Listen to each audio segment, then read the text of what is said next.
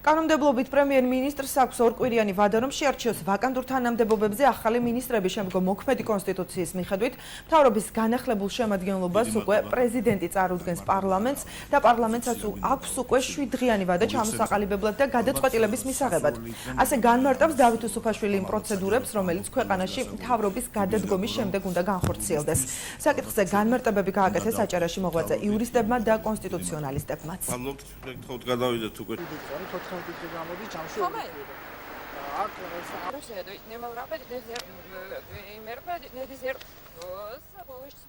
როდესაც პრეზიდენტი წარადგენს პრემიერ-მინისტრის კანდიდატურას, და განიხილავს პრეზიდენტი პრემიერ-მინისტრის კანდიდატურას, შემდგომ ხდება, ასე ვთქვათ, პრემიერ-მინისტრის მიერ მინისტრების კანდიდატურების შერჩევა და რის შემდგომაც, ასე ვთქვათ, პრეზიდენტი წარადგენს პარლამენტში ახალ შემადგენლობას მთავრობის.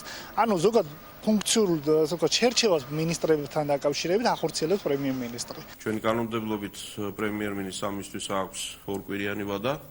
იმისთვის რომ შეარჩიოს ვაკანტურ თანამდებობებზე ახალი მინისტრები, შემდგომ მოქმედი კონსტიტუციის შესაბამისად, უკვე იმ განახლებულ შემადგენლობას და განახლება ითვლება მას შემდეგ, რაც ახალი მინისტრები დაინიშნებიან თანამდებობებზე, უკვე პრეზიდენტი წარმოუდგენს პარლამენტს და პარლამენტს მერე ჩვენ გვაქვს 7 დღიანი ვადა ამ საკითხზე ჩამოსაყალიბებლად და გადაწყვეტილების მისაღებად. საქართველოს პრეზიდენტმა 7 დღის ვადაში უნდა წამოაყენოს პრემიერ-მინისტრობის კანდიდატურა, ანუ საპარლამენტო უმრავლესობიდან, ანუ იმ პარტიისგან, ან იმ კოალიციისგან, რომელსაც აქვს უმრავლესობა საქართველოს პარლამენტში. შემდეგ 7 დღის ვადაში პრემიერ-მინისტრი